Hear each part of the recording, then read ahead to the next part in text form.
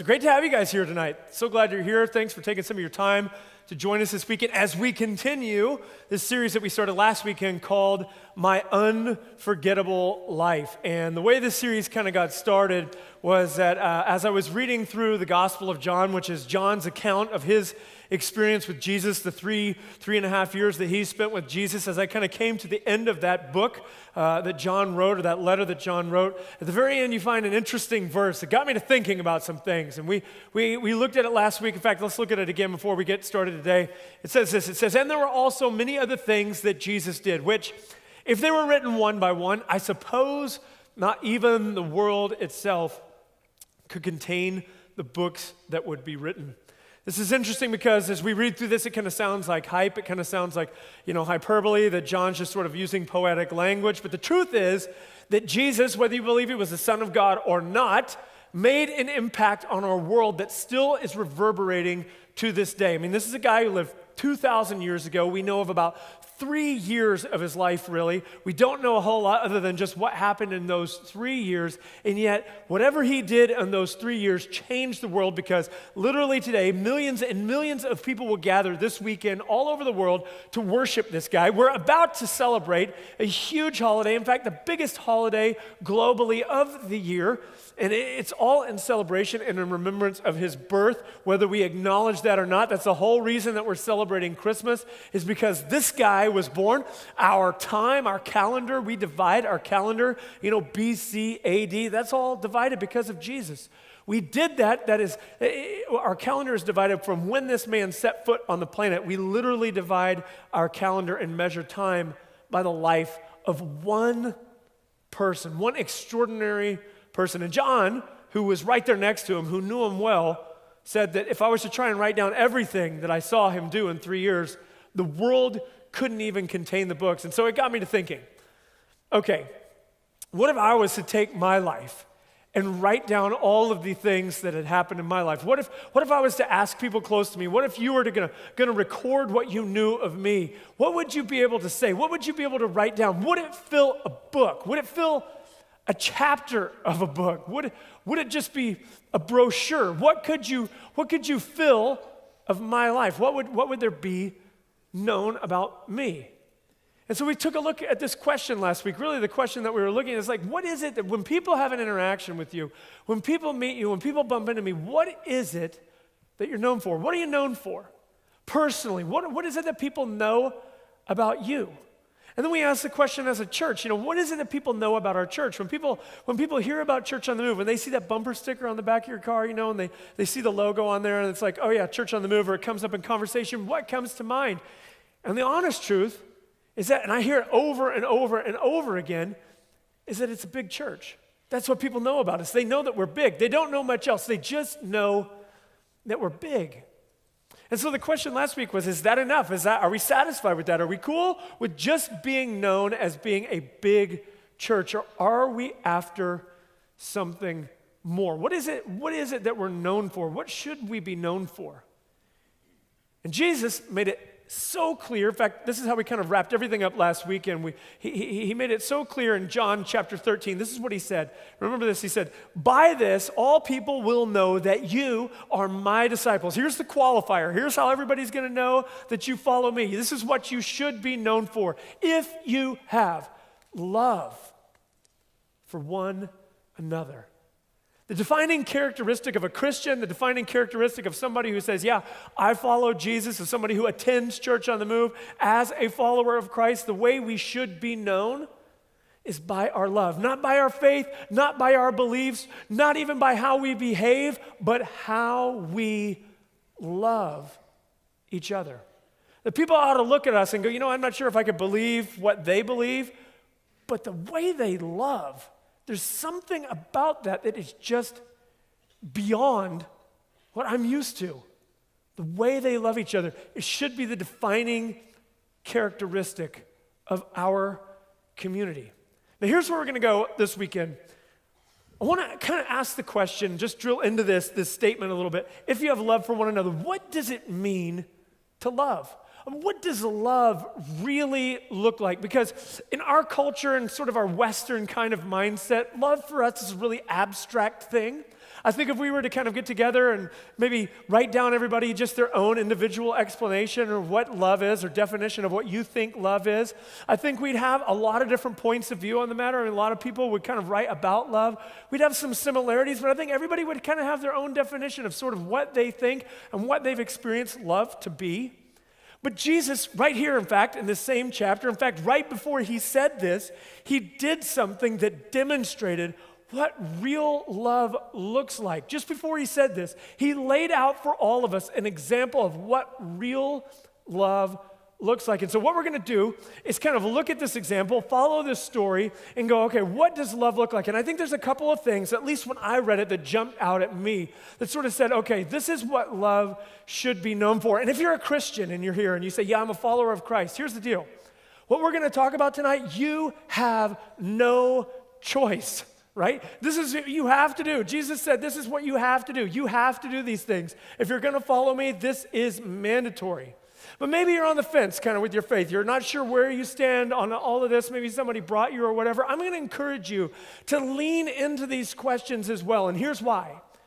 Because this idea that Jesus had about love and how love really works is so different to what most of us think when we think about love and how love and serving and leadership and power and all these things are sort of wrapped up together in this story. It's so different and it's so sort of upside down to what we're used to that these 12 guys, they met with Jesus. They had a dinner with Jesus, as we're going to see. And from this moment, the world is a different place. You and I sit here tonight because of what happened right here in this room, or in this story, and what they set in motion, the trajectory of those events is leading to what's happening right here, right now in Tulsa, Oklahoma, almost 2,000 years later. And here's the crazy thing. At the time when this was written, the Roman Empire was everything. They dominated most of the world. Today, we can look back on the ruins of the Roman Empire, but what they did still is reverberating throughout history. And here's my question to you, if you're kind of on the fence about whether or not you should try some of this stuff, here's my question to you. If it turned the world upside down, if it changed the way the world worked, if it served to propel things like the ending of slavery and the abolishment of racism and things like that, to work against those things, if it set some of those things in motion, maybe it could have an amazing effect on your marriage. I mean, if it could turn the world upside down, do you think it could do something about the way you treat your kids, the way you behave on the job? Could it have something to do with your day-to-day life? I think the answer is yes. And so here's what we're going to do. We're just going to dive into this story and kind of see what sort of application kind of comes out of it for us. And so here's where we begin. We're going to look at John. If you have a phone or a Bible or whatever you'd like to follow along, John chapter 13, we're going to begin at the very beginning in verse 1, and here's what it says. It says, before the Passover festival. So this was right just as the Passover. The Passover was an annual celebration that the Jewish people would have every year. It was to kind of celebrate and commemorate whenever God delivered his people out of the bondage of the Egyptians. And they would celebrate this every year, and there's a lot of symbolism in this as it pertains to Jesus. I don't have time to get into it tonight, but it's something that's interesting if you want to kind of read through that in your own time. But anyways, this was right before the Passover festival, and it says that Jesus knew that his hour had come to depart from this world to the Father. What's he talking about? Well, he's saying that Jesus understood what was about to happen. See, right from this moment, right here, right now, Jesus is only hours away from being betrayed by one of his closest companions, being denied by one of his best friends, abandoned by everyone else, taken prisoner, beaten mercilessly, and crucified wrongfully. He was murdered, and he knew that all of this was coming. He knew it was about to happen. So here he is at the end of his life, kind of the last night that he has before he's about to be brutally murdered, and he knew it was coming. Now, this just kind of sets the tone and sort of the stage for everything that's going to happen in this story, because I would just ask you, what would you do if you knew you were going to die tomorrow? Like if you knew someone was going to murder you tomorrow, if somehow you knew that, if you knew that it was going to happen, what would you do tonight? How would you spend your night? What would it be about? This is amazing because as we look at this, it just kind of shows us what sort of a remarkable person that Jesus was. I don't know about you, but if I knew that I was going to be murdered tomorrow, I mean, the whole night would be about me. I would be like, guys, listen, hey, let me just tell you, tomorrow they're going to kill me, so can someone give me a back rub because I'm a little tense over here. Anybody know a good masseuse maybe? I mean, this is like the last time. I would be having the best meal of all meals. I would do whatever I could do to just kind of make that night as pleasant for me as possible. And as we're going to see, Jesus, he doesn't do that. It's amazing. So it says that he, having loved his own who are in the world, he loved them to the end. Here he is at the end. He's coming to the very end of everything that he set out to accomplish, and he's still thinking about them above himself. It's incredible. And then it says this. It says, so he got up from supper, so Passover meal, and in the middle of the meal, he gets up. And it says he laid aside his robe, took a towel, tied it around himself.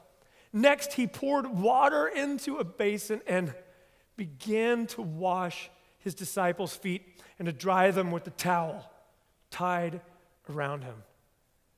We don't get the significance of this because foot washing in our society isn't really anything, but in this world, in this time, this was a huge deal.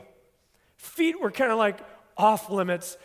They were sort of like a dirty, dirty thing. You can imagine these people, they walked around in sandals all the time, and it was dusty and all that dirt, and they didn't get to bathe very often, and so their feet were filthy and disgusting. And so when they would come into a house, it was sort of your job to wash your own feet. In fact, it was against the law for a Hebrew slave for a Hebrew to force his slave or her slave to wash his friends or his own feet. It was just something that you couldn't even make a slave do, let alone someone that you respected. Remember, some of you might remember when John the Baptist was talking about Jesus and he was preaching about Jesus. Do you remember when he said that there's somebody coming after me whose sandals I'm not even worthy to untie? You know, when he said that, he's talking about feet. Again, it's this idea that like the touching of the feet for whatever reason in this culture was something that you just didn't do. It was like reserved for the lowest of the low. It was like the worst possible job that you could have was to touch someone's feet. You just did not do it.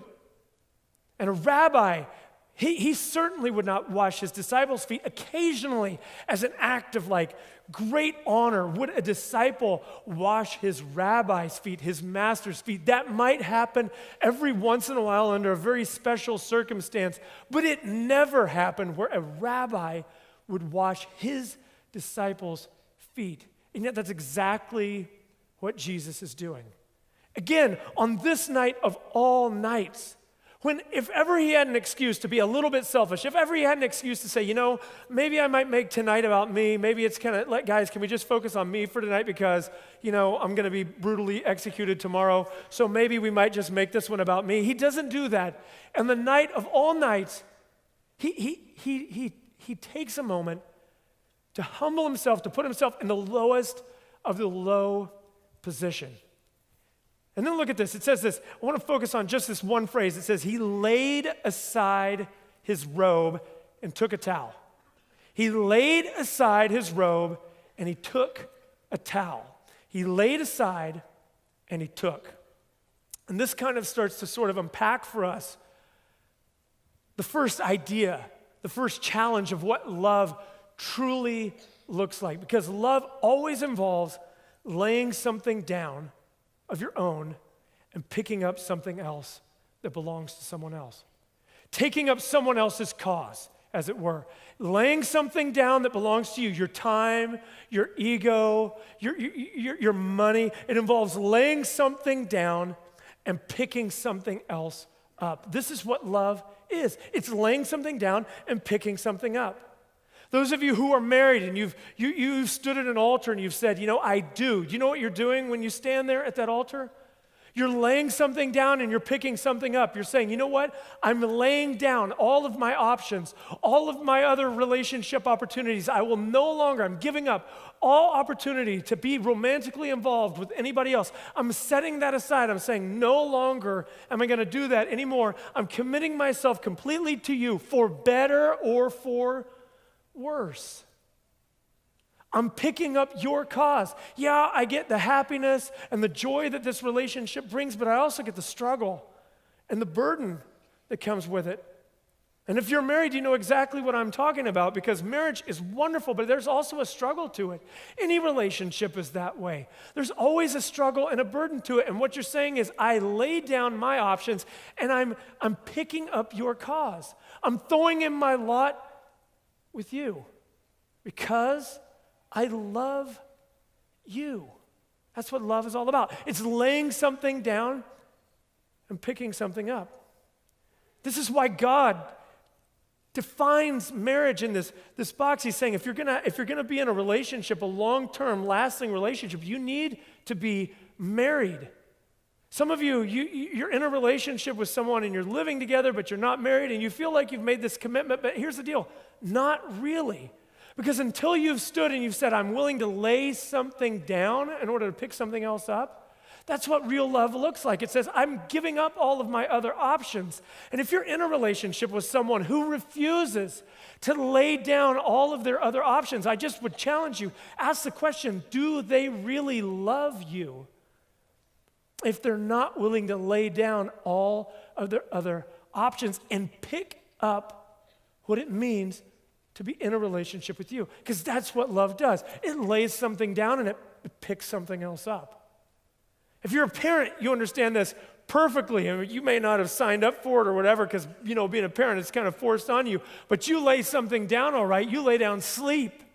You lay down time. You lay down so many of your entertainment options. Like you used to be able to do, your freedom of choice to go here and to go there and do what you want when you want. Yeah, you gave that up when you decided to bring a child into the world. You gave that up. You laid that down. And frankly, you lay down most of your money. That's the other thing that goes down with your kids. It's your money. And you pick something up. You pick up what it is to be a parent to a child. You're watching over them all the time. You wipe their nose. You wipe their butt. You clean up their vomit. I didn't sign up for this, but this is what it is to be a parent. Because you love them, you lay something down and you pick something up.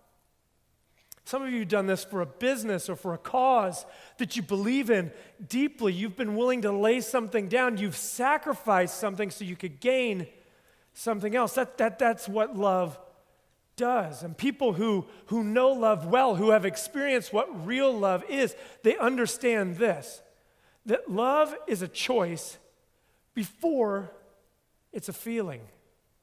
See, in our world, we think of love as a feeling so often, don't we? It's like this untouchable, kind of intangible thing. And this is why people can manipulate it so easily, because it's a feeling that we can fall into and that we can fall out of. And people use love and the idea of love as this feeling that's unknowable, untouchable, that's uncontrollable. It just is what it is. But people who really know love know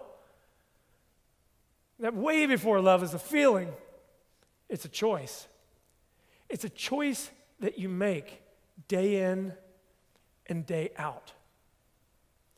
Maybe you're in a relationship, maybe you're single, you've been dating somebody, you've been dating a guy, or maybe you're in a relationship with a new girlfriend or whatever, and it's starting to get serious, and you're asking yourself, is this relationship, like, do they love me? Do they really love me? Do you know how you know? You watch their choices. Because feelings will lie to you. Feelings are fickle. Feelings come and feelings go. But choice is definable. That's why some people don't like to pin it down to a choice. We don't want to be identified by our choices because our choices don't lie. But our feelings can be manipulated and spun to make us look as good as possible. And if you're in a relationship and you're wondering, does he love me? Does she love me? Don't look at their feelings. Don't look at their eyes. Don't even listen to their words. Look at their choices, because choices don't lie. And love is a choice way before it's a feeling. And those of you who've really experienced love, you know that this is true. And this is what Jesus modeled. He said, okay, this is what it looks like. You choose this. You choose it first. It's a choice. It's an action that we make. And then Jesus, after he's washing all the disciples' feet, he comes to Peter, and this is what he says in verse 6. It says, as he came to Simon Peter, this is the guy, who walked on the water, the guy who would, just after this, was going to deny that he even knew Jesus. Just after this is what happened. He comes to Peter, and Peter asks him, he says, Lord, Are you going to wash my feet?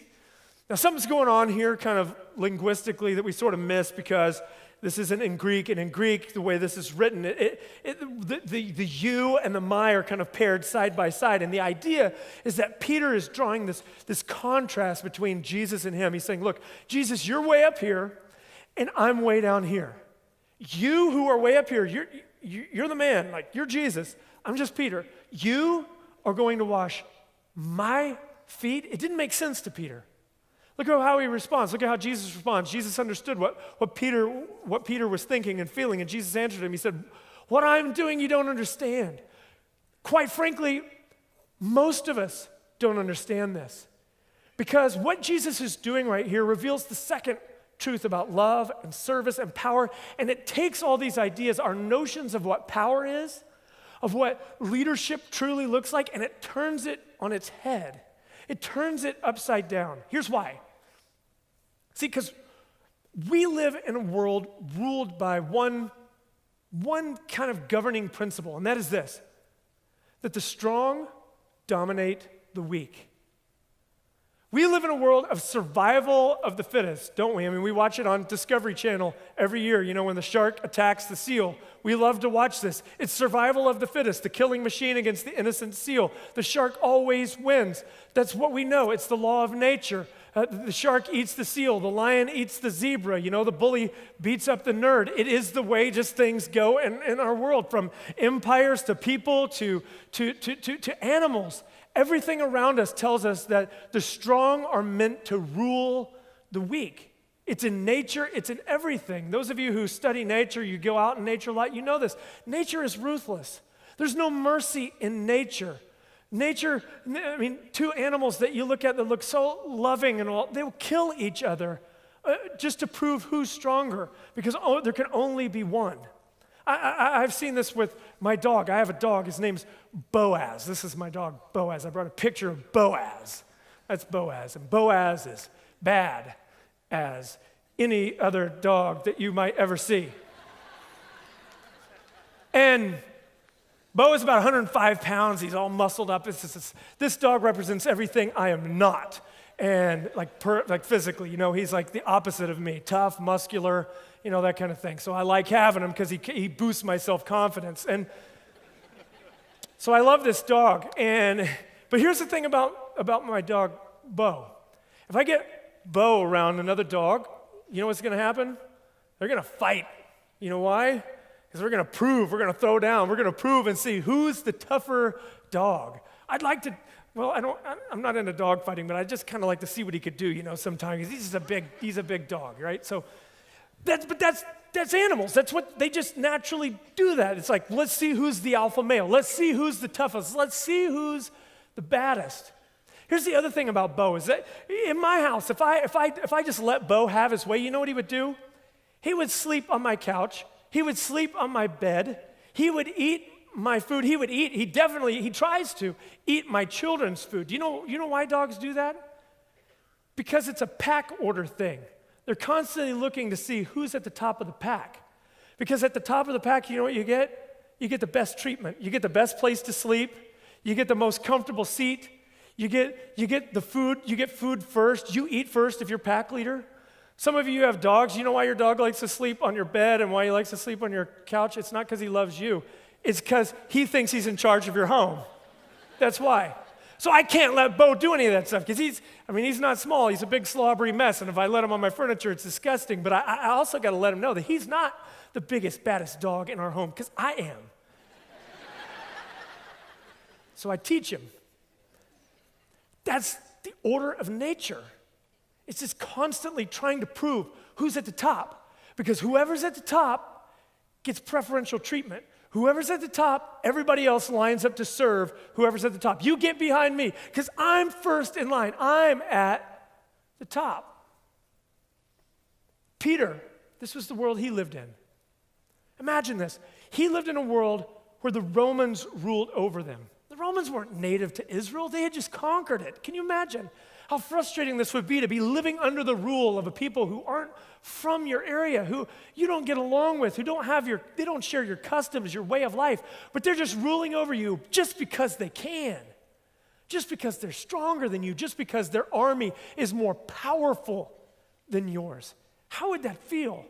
Imagine that in Peter's day, a soldier could come up to you. This is true. They could come up to you and they could say, carry my pack. And it didn't matter what you were doing. You had to stop what you were doing and you had to carry their pack for a mile.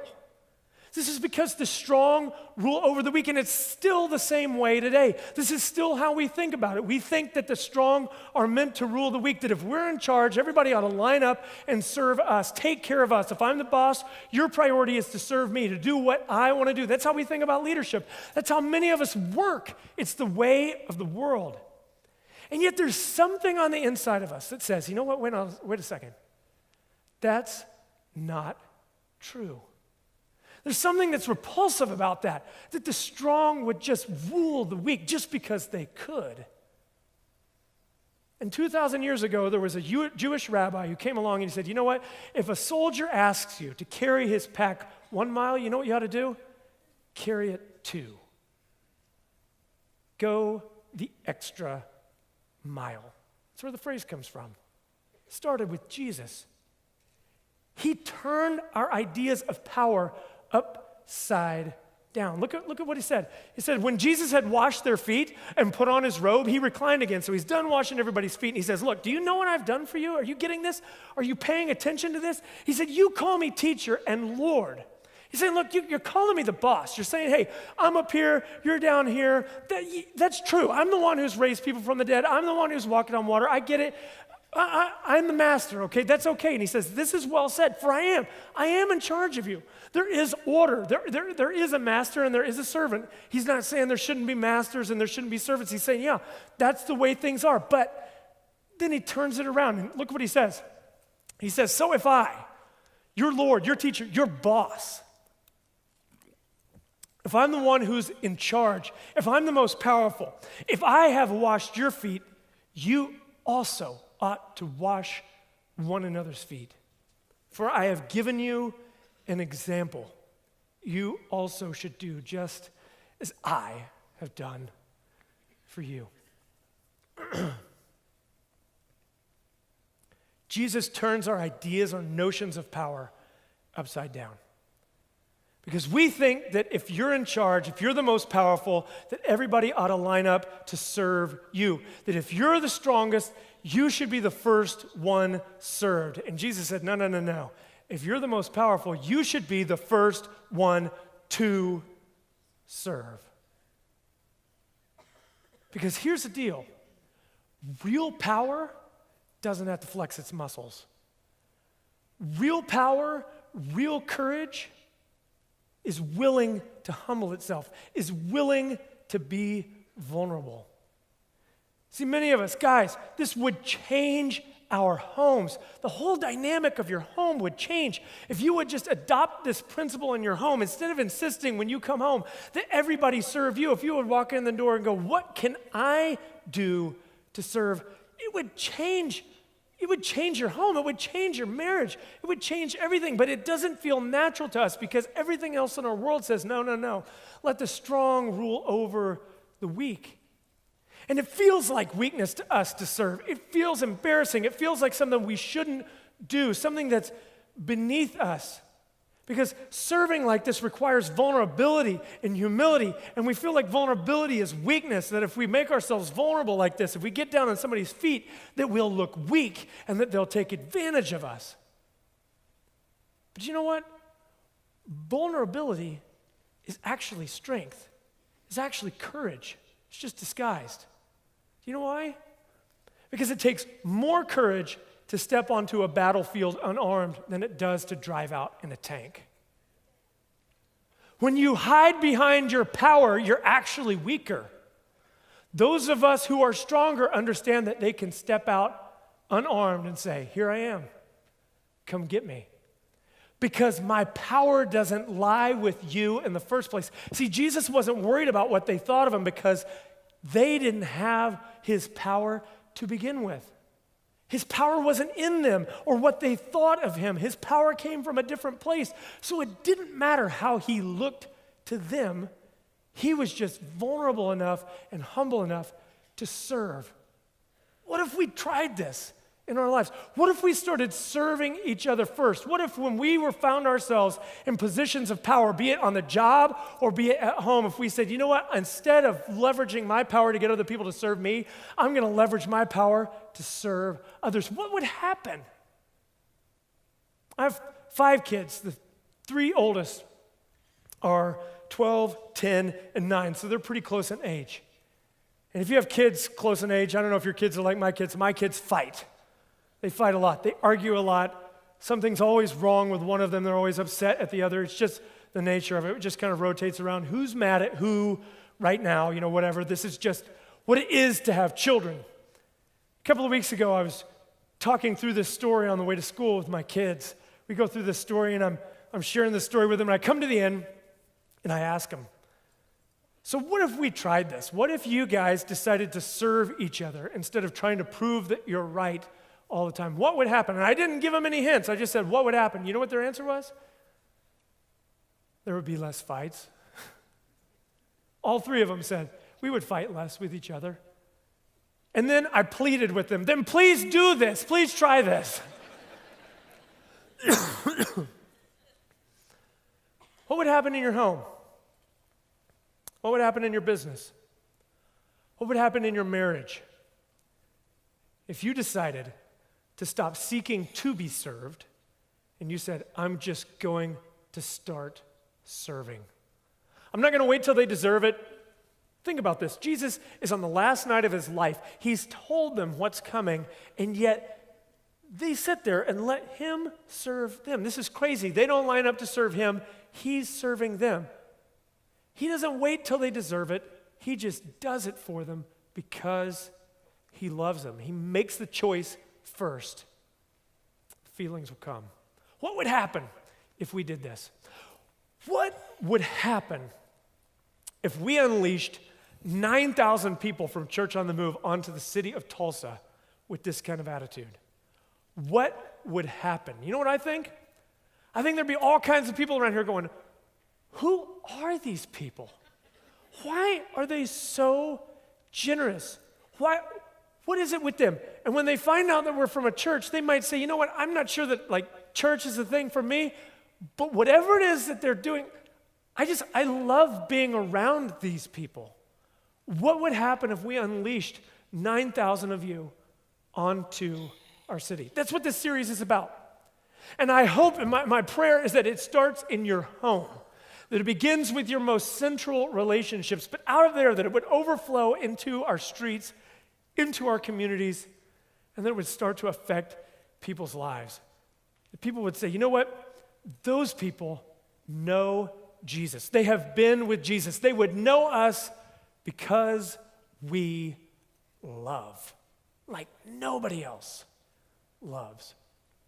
What would happen? Would you pray with me? Lord, you have been so good to us, so generous to us.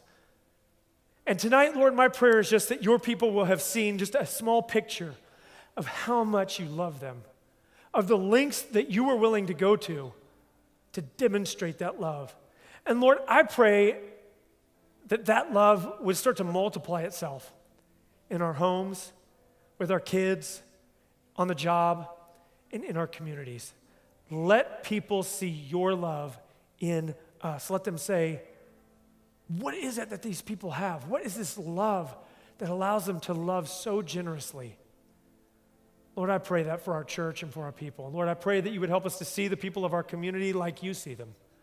Break our hearts for the people around us that are lost like your heart breaks and aches. It's in Jesus' name. Everybody said, amen.